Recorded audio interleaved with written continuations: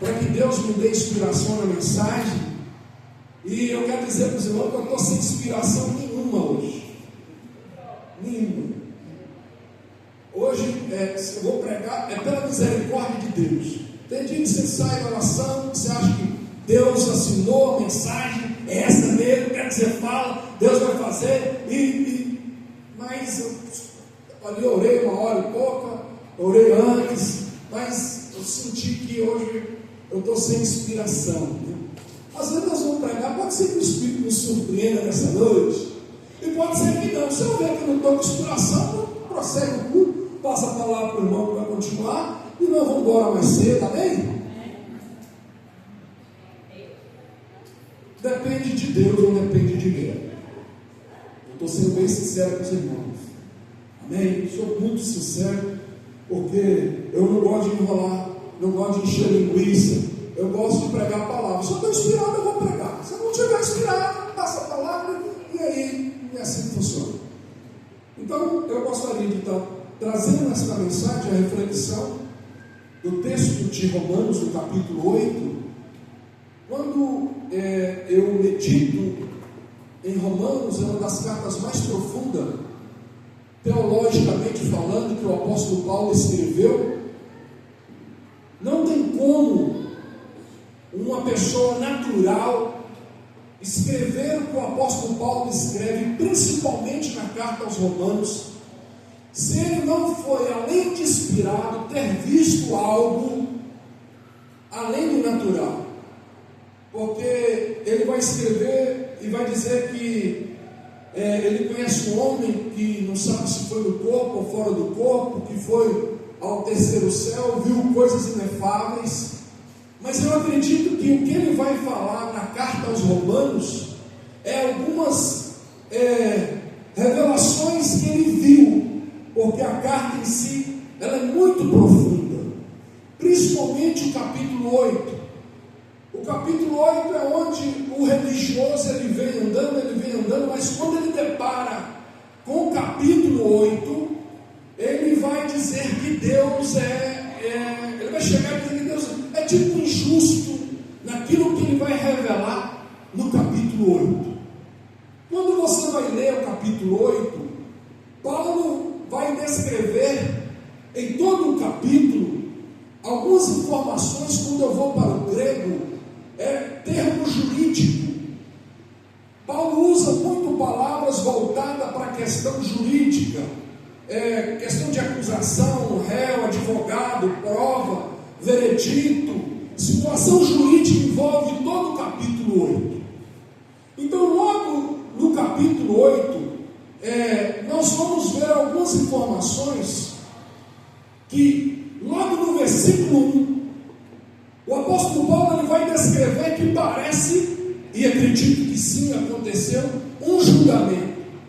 Houve um tribunal foi montado, um julgamento aconteceu, as testemunhas apresentaram, o advogado de acusação, ele mostrou as provas que tinha, e houve uma conclusão, e o veredito foi dado logo no versículo 1 do capítulo 8.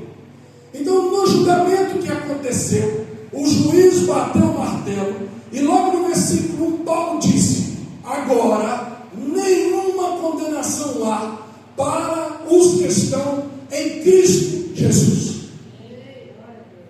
O que o apóstolo Paulo está mostrando é que já houve um julgamento, e a sentença já foi dada, e qual é? Não há condenação para aqueles que estão em Cristo Jesus.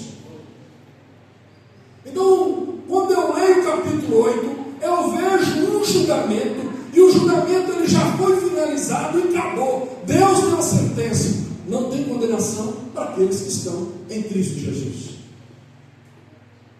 Então, no primeiro argumento que eu consigo observar no capítulo 8, a sentença já foi emitida, então o juiz já determinou, não tem condenação. O juiz já bateu o martelo, versículo 1. No versículo 3, no segundo argumento, a execução da pena já foi cumprida em Cristo Jesus.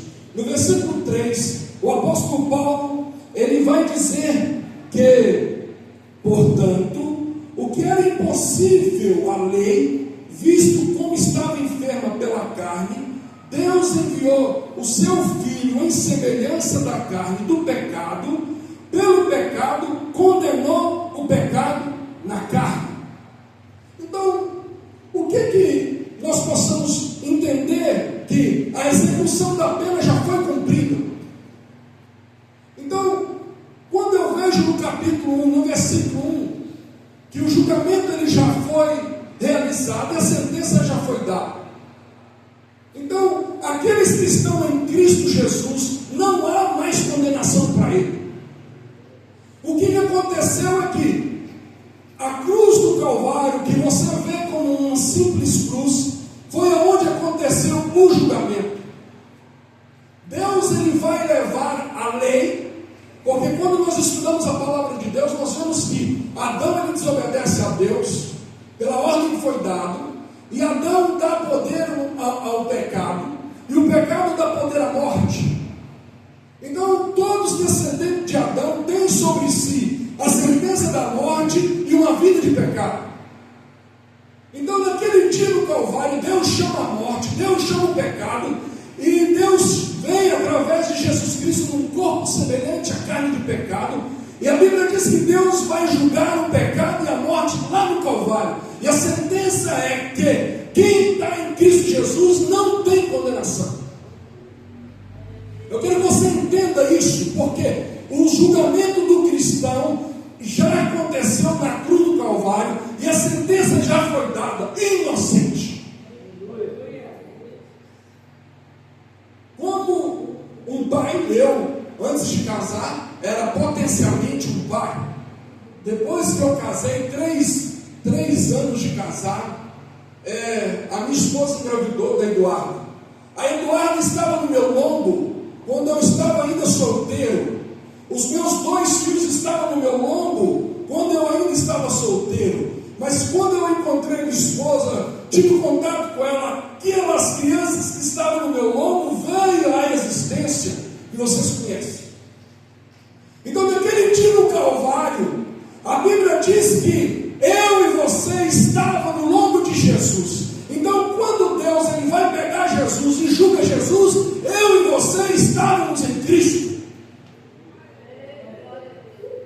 Você antes de nascer, nós estamos no século 21, 2025, depois do calendário gregoriano, 2025 da era cristã. Então você antes de nascer, aquele dia você estava em Cristo Jesus, quando Jesus foi julgado no tribunal de Deus.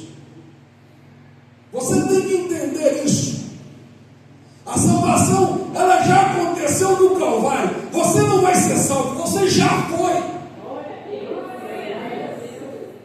Eu quero que você entenda isso. Você tem que compreender. Tem faltado a revelação da compreensão da justificação. Você estava perdido, eu estava perdido, até que um dia o Espírito Santo me alcançou e me deu a revelação: você é salvo. Por quê? Porque eu estava em Cristo Jesus no dia que Deus estava julgando Jesus. No dia que Jesus estava na cruz do Calvário, Deus estava levando sobre ele o meu pecado, o seu pecado, o pecado daquele que estava em Cristo. E a sentença foi dada inocente. Eu quero que você entenda isso. A salvação já aconteceu na cruz do Calvário. O preço exigido já foi pago.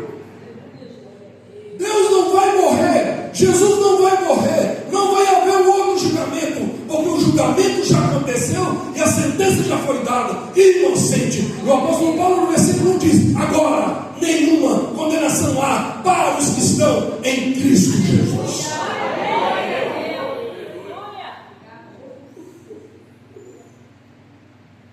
E o apóstolo Paulo ele vai argumentar sobre essa informação. Ele diz por que aqueles que estão em Cristo Jesus não tem condenação para eles. Aí o apóstolo Paulo diz: porque a lei do Espírito de vida em Cristo Jesus me libertou da lei do pecado e da morte. Eu quero que você entenda que a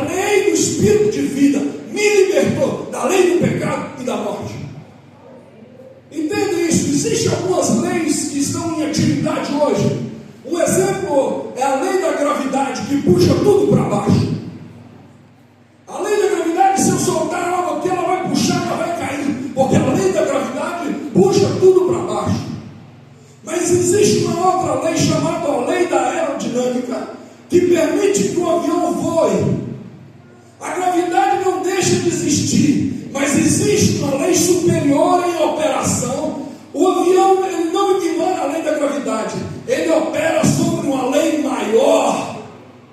Então, quando o avião ele sobe, não é que não existe a lei da gravidade. A lei da gravidade ela existe e tenta puxar o avião para baixo, mas existe uma lei que é a lei da aerodinâmica que faz o avião subir. Por quê? Essa lei ela é mais forte que a lei da gravidade. Então eu quero que você entenda o que o apóstolo Paulo disse, que a lei do Espírito de Cristo me libertou da lei do pecado e da morte. Existe o pecado que domina, mas eu quero dizer para você, você pode achar que o pecado está na sua vida, mas existe uma lei em operação, que é a lei do Espírito de vida, e ela que garante a salvação sobre você. Paulo vai dizer que a lei do Espírito de vida é uma lei muito maior do que a lei do pecado.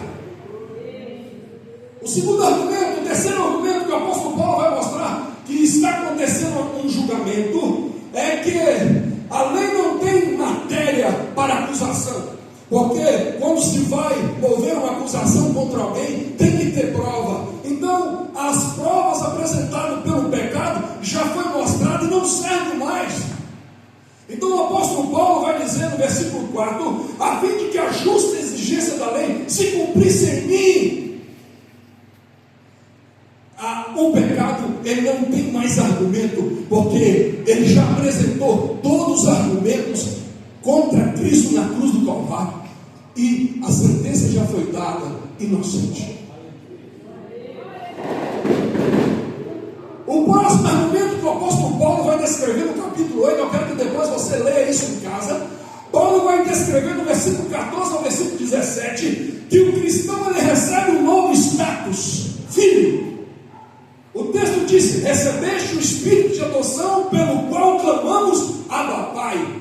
E qual que é a conclusão que eu e você chegamos quando ouvimos isso? O filho não fica no banco do réu. Se Deus adotou a mim e a você, Ele não nos condena, Ele decide ao nosso favor. O Pai não condena o Filho. Se eu e você somos filhos de Deus, Deus não vai nos condenar. É o argumento que o apóstolo Paulo está usando no versículo 14 e versículo 17. Versículo 30, o apóstolo Paulo vai usar um novo argumento. Ele diz, a glorificação já é tratada como ato passado. No tribunal de Deus, presta atenção, no tribunal de Deus, o futuro é passado. Por quê? Porque Deus já julgou a Cristo, e eu e você estavam em Cristo, e a sentença foi dada inocente. E o apóstolo Paulo, no versículo 31 a versículo 34, ele vai usar 7 perguntas retóricas, que vai finalizar e vai fechar o julgamento. Primeira pergunta, eu quero que você me responda e responda para você. Se Deus é por nós, quem será contra nós? Eu pergunto, alguém pode ser contra mim e contra você, se Deus é por nós? A outra pergunta que o apóstolo Paulo fala, se aquele que não poupou seu próprio filho, Deus ele já deu o máximo que ele tinha, irmão. Ele não vai dar mais, ele já deu o máximo que ele tinha. O que ele tinha de máximo, ele já apresentou no meu e no seu lugar, que é o Filho de Deus. Ele não vai fazer mais, porque não tem mais máximo. A outra pergunta que o apóstolo Paulo vai dizer, que é o que nós estamos trabalhando, quem tentará acusação contra os escolhidos de Deus? Porque é Deus quem os justifica. Ele faz uma outra pergunta, quem os condenará? É a outra, ele afirma, Cristo morreu, ressuscitou, está à direita de Deus, intercede por nós. A última, quem nos separará do amor de Deus que está em Cristo Jesus? Quem pode me separar do amor de Deus? Então o apóstolo Paulo ele vai mostrar que houve um julgamento, a sentença já foi dada inocente.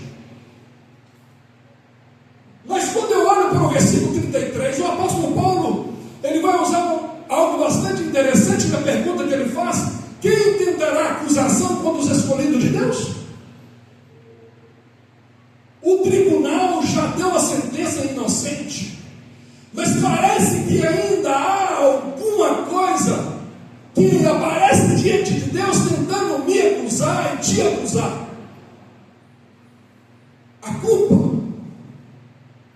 É a culpa que aponta o dedo para mim e para você, quando eu e quando você falhamos diante de Deus.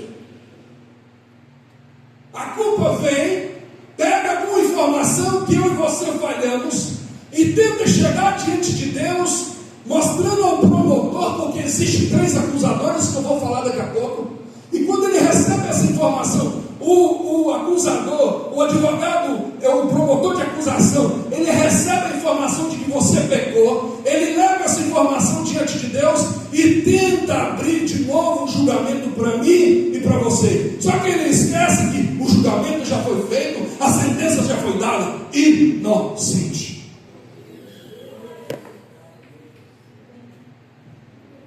O pecado, o que o pecado faz? Ele ativa a acusação. Ele legitima a denúncia, ele tenta abrir o processo, ele dá matéria. É como um crime que acontece. Quando acontece um crime, já existe um promotor, já existe ali aquele que vai acusar. Então o promotor ele só recebe a informação e tenta abrir um processo contra aquele que transgrediu. E o apóstolo Paulo ele vai dizer que existem 3 níveis de acusação: a lei, a consciência ou a carne e o diabo. Esses 3, quando eu e você falhamos, ele chega diante de Deus e fala: olha, o Shorley pecou. Chegou a informação para mim aqui que o Shorley pecou. E eu gostaria, Deus, que você abrisse um novo julgamento contra ele, porque ele pecou.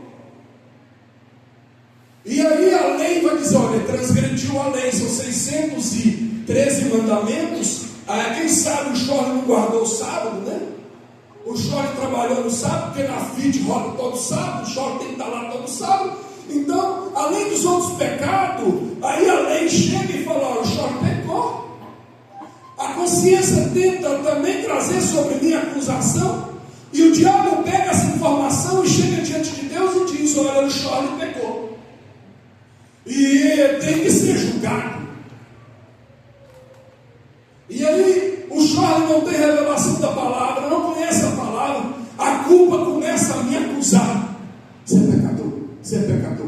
Por isso que isso está acontecendo, por isso que você não prospera, por isso que acontece isso na sua vida, porque você diz por causa daquilo outro. Está vendo? Você bateu o carro para pecar, aconteceu que você não deu dízimo, aí fica aquela acusação. Mas por quê? Porque o Shorley não tem revelação da palavra.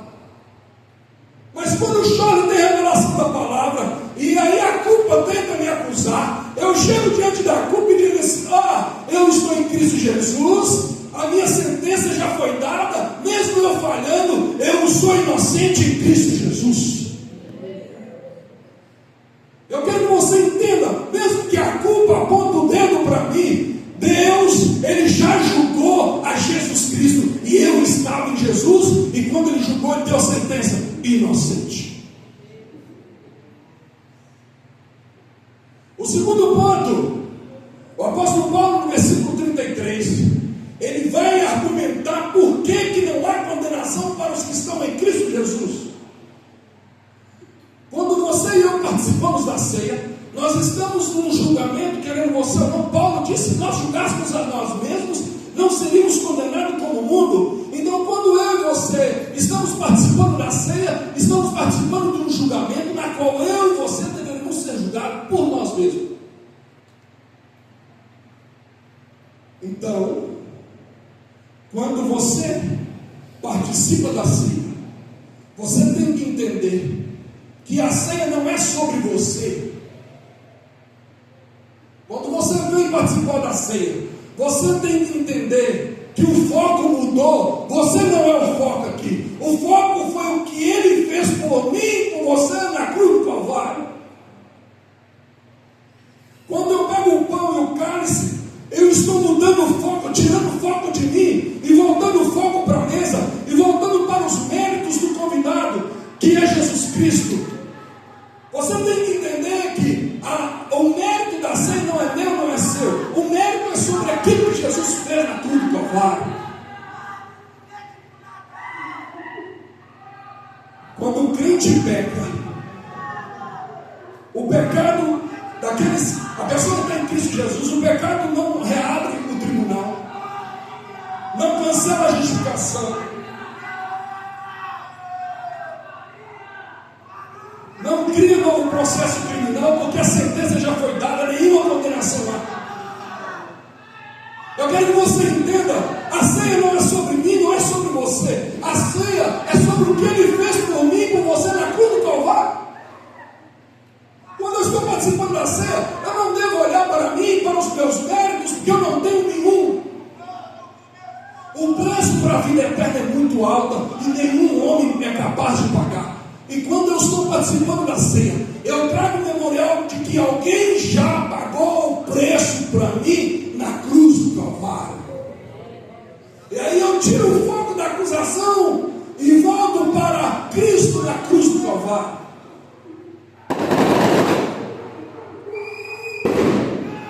Fala com o seu irmão, fala com o seu irmão. Onde há sangue? Fala com ele, onde há sangue? Não há condenação. Não há acusação. No céu eu quero dizer para você, no céu a pergunta não é o que ele fez, mas onde está o sangue? No céu é onde o sangue fala e o acusador se cala. Você tem que entender, o diabo, a sua culpa, ou seja quem for, quando chega diante de Deus, o sangue aparece, tem que calar toda acusação contra os escolhidos de Deus. Então, quando eu participo da ceia, aqui o memorial está trazendo uma memória daquilo que foi feito, que é real. O foco deve mudar para aquilo que Cristo fez na cruz do Calvário. Mesmo que a acusação ela tenta usar o passado, mas lá no passado você lembra? Você adulterou, você lembra? Você fez isso, você fez aquilo outro. E o apóstolo Paulo vai dizer também, usando o passado, Cristo morreu. Entenda isso, quando o pecado ele vem trazer algo que você fez no passado, o apóstolo Paulo vem trazer também algo do passado, Cristo morreu. Eu me lembro uma vez, nós estávamos no monte e o diabo pegou a menina no monte. O pastor achou interessante que a gente trouxesse a menina endemoniada para a igreja. E a menina endemoniada vendo, acho que era um moinho, o irmão dirigindo, os irmãos segurando a menina endemoniada. Já contei esse vídeo já? E o demônio dizia, vai bater. E veio de lá do foguinho, a gente foi no foguinho, e veio do foguinho dentro, na porta da igreja. Na hora que chegou na porta da igreja, aí eu não quero entrar não. Nós pegamos ele na força e jogamos dentro da igreja. E ele começou a acusar, trazer a lembrança do passado. Eu lembro que o irmãozinho, ele estava ajudando na batalha, e aí aquele espírito falou, rapaz, você está com problema, você está aqui, mas você fez isso, você fez aquilo, você fez aquilo. E o irmãozinho saiu triste. E nós naquela batalha, mas nós usamos a palavra de Deus. Demônio, Cristo morreu. Não é sobre mim, é sobre o que Ele fez. Não é mérito meu, é mérito de Jesus. É mérito de Jesus, toda a glória é de Jesus. Quando eu e você chegarmos no céu, nós não vamos sermos salvos, como já fomos, eu disse, não por mérito meu ou seu, porque eu jejuei, porque eu orei, porque eu fiz isso, porque eu fiz aquilo. A Bíblia diz que você não vai arrotar isso diante de Deus. Toda a glória é dada a Jesus Cristo. Você será salvo porque Jesus morreu na cruz do Calvário por mim e por você. Não é mérito seu. Você não consegue, você pode jejuar o tanto que você quiser, você pode orar o tanto que você quiser, você pode ser santo o tanto que você quiser. Isso não não te dá qualificação para chegar no céu. Porque o único caminho que te leva ao céu já foi aberto. Eu quero que você entenda, não é mérito seu chegar no céu, o caminho está aberto. E a Bíblia diz que Jesus abriu pelo seu corpo. Você chegará ao céu por mérito de Jesus. E o apóstolo Paulo, no versículo 34, na parte B, ele diz: é Cristo quem ressuscitou. A ceia vai apontar para o sangue, não o sangue morto, mas o sangue vivo. Eu quero que você entenda isso. Existe um sangue que está agora vivo no céu. O escritor de Hebreus, no capítulo 12, versículo 24, ele vai dizer que o sangue de Jesus fala melhor do que o sangue de Abel. Entenda isso. Aonde o sangue está, o diabo não tem voz, a culpa não tem voz. O sangue é a prova apresentada pela minha e a sua inocência. O choro é culpado, o choro é pecador, o choro é isso, o choro é... Já foi dada a sentença. Inocente. E cadê a prova? Ao sangue ali. Ao sangue vivo ali. A Bíblia diz que ele fala mais alto, ele clama mais alto do que o sangue de Abel. Então, quando o meu pecado, o seu pecado chega diante de Deus, há um sangue que tem a voz mais alta. É o sangue vivo de Jesus Cristo. Na minha casa, de vez em quando, meus meninos dão um grito. E eu estou, às vezes, no quarto. Meus meninos dão um grito para a minha esposa vem nervosa, gritando mais alto. Aqui, não grita mais alto que eu que não está abaixo. E aí meus meninos abaixo. Quando o acusador chega diante de Deus, tentando gritar contra mim, contra você, o sangue de Jesus, fala aqui mais baixo, fala mais baixo. Eu quero que você entenda isso, irmãos. A salvação aconteceu na cruz do Calvário. O sangue de Jesus está agora clamando por mim e por você. A Bíblia diz que, filhinho, não pequeis. Se pecai, você tem um advogado. E o advogado vai apresentar a prova que você é inocente. A prova que eu e você é inocente é o sangue vivo que clama no céu. Os irmãos vão me entender? Há um sangue que clama.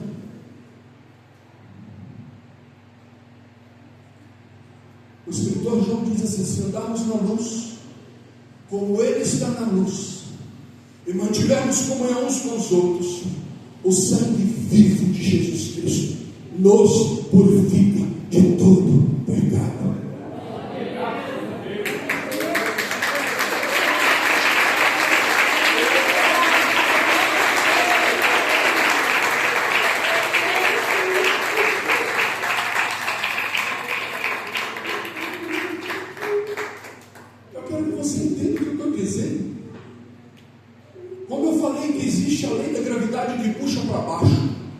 E a lei da aerodinâmica, que é mais poderosa que essa lei, que leva o avião a subir. Mesmo que você não tenha força para clamar por perdão, existe a lei do Espírito de vida que aplica aquilo que Cristo fez em você. Você não consegue falar a verdade, mas Cristo vem e mostra que Ele é a verdade.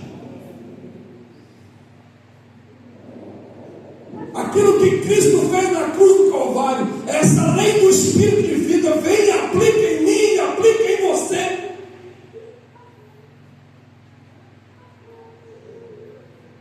Mas eu pequei. E o apóstolo Paulo diz: você pecou? Pequei. E agora? O apóstolo Paulo vai dizer que existe diante de Deus um que fica intercedendo por você.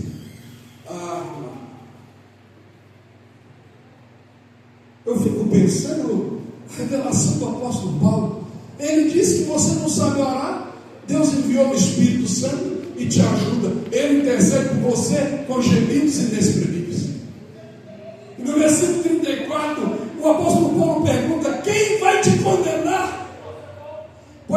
Cristo quem morreu, ou antes ressuscitou, e agora onde ele está? Está morto? Não, ele está à direita de Deus e também intercede por mim e por você. Você pecou? O sangue de Jesus é aplicado sobre você? Não só isso, a Bíblia diz que Jesus está diante de Deus e intercede por você. Pai, ele não tem força, mas eu tenho por ele. Pai, ele não conseguiu ser santo, mas eu consegui por ele. Aleluia! Eu não consigo pagar o preço, mas eu paguei o preço por ele. Entenda isso, irmão. Compreenda isso. Cristo não vai salvar ninguém, ele já salvou. O preço que foi exigido já foi pago na cruz do Calvário. Cristo, ele levou sobre si, diz o escritor aos Hebreus, as minhas iniquidades, as suas iniquidades. A Bíblia diz que sobre ele estavam as minhas iniquidades, as suas iniquidades. Antes de você existir, quando você estava nele, ele levou seus pecados sobre ele. A Bíblia diz que ele tomou sobre si as minhas dores, as minhas iniquidades. O castigo que nos traz a paz estava sobre ele, e por suas pisaduras nós fomos sarados. Eu quero que você entenda essa revelação do apóstolo Paulo. Ele disse que o julgamento já aconteceu, a salvação já aconteceu. O que acontece é que você e eu temos que viver, entender e ter fé na justificação. Eu oro, eu jejuo, eu faço isso, faço aquilo, não para ser salvo. Entenda o que eu estou dizendo. Se você tem esse pensamento, você está errado. Os religiosos que achavam que as suas atitudes o justificavam diante de Deus. Jesus vai dizer que um certo fariseu subiu ao templo para orar, levantou os olhos para os céus e disse: Senhor, eu não sou como esse publicano, eu dou o meu dízimo, eu faço isso, eu faço aquilo, eu faço aquilo outro, eu faço aquilo outro. E a Bíblia diz que o publicano não ousava levantar para o céu e pedir misericórdia. E Jesus perguntou: quem saiu justificado?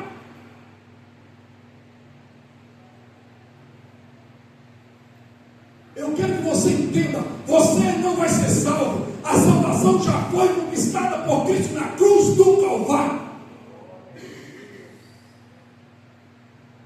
Talvez seja difícil você entender isso, mas é pela fé. Eu tenho que crer, é pela fé. Eu creio que sou salvo. Então aquilo que eu faço, eu não faço para me salvar, eu faço porque eu já sou salvo. Eu prego porque eu sou salvo, não é para me salvar. Eu oro porque eu sou salvo em gratidão ao que Deus fez por mim. Eu não faço nada para Deus esperando que eu seja salvo, porque a salvação já foi conquistada na cruz do Calvário. Entenda isso. Quando você entender isso, você compreender a justificação, você viverá não mais para você, mas a sua vida. Você viverá em gratidão àquilo que Jesus fez por você na cruz do Calvário. Paulo, ele era um fariseu, ele entendia que as coisas que ele fazia o condicionavam à salvação. Ele guardava a lei, ele guardava o sábado, ele fazia aquilo outro, ele fazia aquilo outro. Depois que ele teve o entendimento da revelação da justificação, ele entendeu que a vida dele agora era uma vida de gratidão.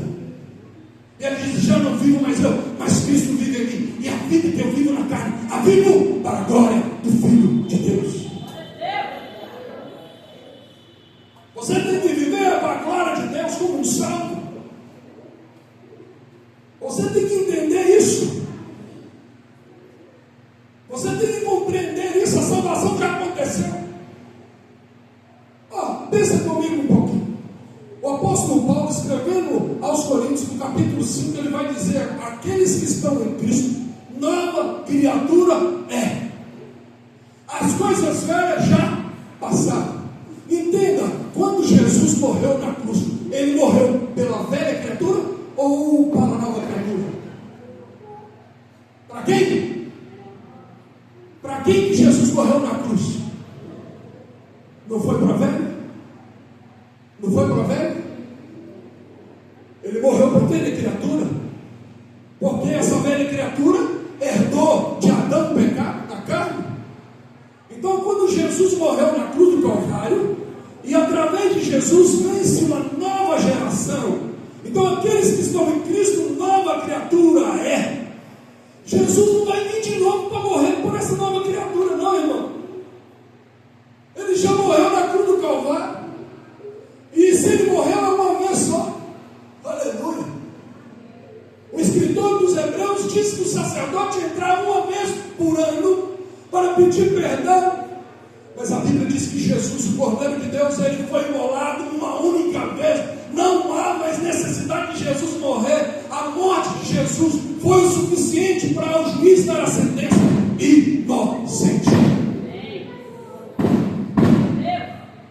Quando eu participo da ceia, eu pego o pão e eu entendo que ali foi aonde Jesus levou as minhas iniquidades, as minhas transgressões. O pecado foi condenado na carne de Cristo. Quando eu pego o cálice deste sangue, eu creio que é um sangue que clama por mim. Aleluia. Entenda isso, compreenda isso. O maior problema do cristão é entender a questão da justificação. Não é o pecado que mantém o acusador vivo.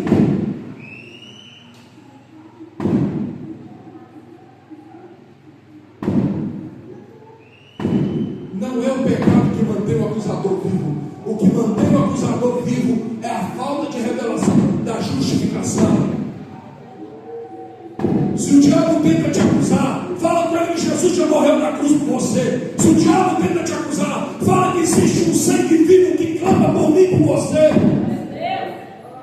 Entenda, há poder no sangue de Jesus. O sangue de Jesus ele é poderoso para perdoar qualquer pecado.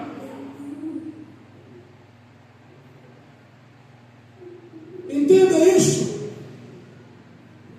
Há poder no sangue de Jesus. Você quer ver o diabo ficar endemoniado? É quando ele ouve falar sobre o sangue. Porque ele entende o poder do sangue. O poder do sangue clama. A Bíblia diz que a vida está no sangue. Então quando o sangue vem sobre a sua vida, é a vida de Jesus que vem sobre você. É a justiça de Jesus que vem sobre você. É a obediência de Jesus que vem sobre você. Ah, irmão, eu não vou participar da ceia, não. Ah, porque eu pequei. Ah, você pecou? Ah, então você está no lugar certo. Clama pelo sangue vivo que ele vai vir te purificar. Se a sua consciência está te acusando, eu quero dizer para você: contrata o meu advogado, Jesus Cristo. E quando ele vier te acusar, você clama por Jesus. Há poder no nome de Jesus. Há poder no sangue de Jesus. O que você e eu temos que fazer? Creia. É crer. Leia o que o apóstolo Paulo diz. Quem tentará acusação contra os escolhidos de Deus? E ele explica: é Deus que justifica. E ele não para aí. Quem os condenará?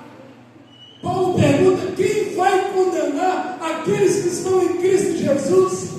Paulo disse: pois é Cristo quem morreu e antes ressuscitou dentre os mortos, o qual está à direita de Deus, intercede por nós. Irmãos, o cristianismo é fé. Você tem que crer. Aquele que crê, é necessário que Jesus pede de você, creia na palavra dele. Creia no que Jesus já fez por você. Feche os seus olhos. Há um minutinho que diz: eu sei que foi pago um alto preço. Aleluia! O preço já foi pago. Quando eu e você participamos da ceia, nós temos que pôr esta fé na palavra que o preço já foi pago. Glória a Deus. Eu estava conversando com o irmão. Deus é tão bom que às vezes a morte pode chegar em você, mas porque você está em Cristo Jesus, o Espírito Santo vem e te leva em condição para você se arrepender. Mas como é que é isso? O apóstolo Paulo ele vai explicar que algo aconteceu. A Bíblia diz que, porque os que antes conheceu, também os predestinou para sermos conforme a imagem de seu Filho, a fim de que ele seja primogênito entre muitos. E aos que predestinou, a esses também chamou. E aos que chamou, a esses também justificou. E aos que justificou, a esses também glorificou. Isso aconteceu aonde? O apóstolo Paulo disse que antes do mundo existir. Achou, irmão? Crê somente. Não deixe de participar da ceia. Não deixe que o diabo te acuse, algum pecado te acuse. Mostra o sangue para ele, mostra Jesus para ele, e você vai ver que esse acusador vai sumir da sua mente. Ele é aquele que pega o seu e o meu pecado e lança no mar do esquecimento, e deles não se lembra mais. Faça a sua oração. Eu já vou passar a palavra para o pastor Deusvano. Faça a sua oração em agradecimento ao que Jesus fez por você. Aleluia! Eu estava sem inspiração hoje, hein? Sem inspiração nenhuma. E o Espírito veio. Por isso que eu amo o Espírito de Deus. Aleluia! Faça a sua oração em gratidão ao que Jesus fez por você. Você vai participar da ceia. Há um sangue que clama mais alto. Você vai pegar o pão. Isso significa que Cristo morreu por você na cruz do Calvário, levou o seu pecado, e aquilo que te condenava foi levado por Jesus, e a sentença foi dada inocente. Senhor Deus, obrigado por Jesus Cristo. Obrigado por Jesus Cristo, Deus. Porque aquele pecado que poderia me condenar, Jesus levou sobre ele. Aleluia. Aquela acusação que o diabo tenta contra mim, o sangue clama contra ele. Aleluia. Deus, nós agradecemos ao Senhor porque Cristo morreu na cruz por mim e por esta igreja.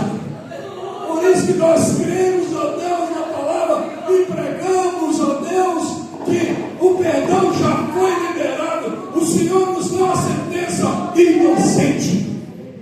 Senhor, se há alguma acusação contra o meu querido irmão, contra a minha querida irmã, ó Deus, nós queremos que Jesus se apresente como advogado dele, que o sangue se manifeste em favor dele. Pai, que esse irmão, que essa irmã possa participar da ceia, ó Deus, com coração leve, com coração limpo, Senhor. Que esse irmão, quem sabe, está com as vestes sujas, que o sangue venha sobre ele e o purifique, Senhor. Que todas as vestes estejam brancas diante do Senhor nesta noite, para participarmos da ceia do Senhor. Nós louvamos ao Senhor, agradecemos ao Senhor por tudo, ó Pai, e por essa revelação maravilhosa. Em nome de Jesus, em nome de Jesus. Amém. Aplaude.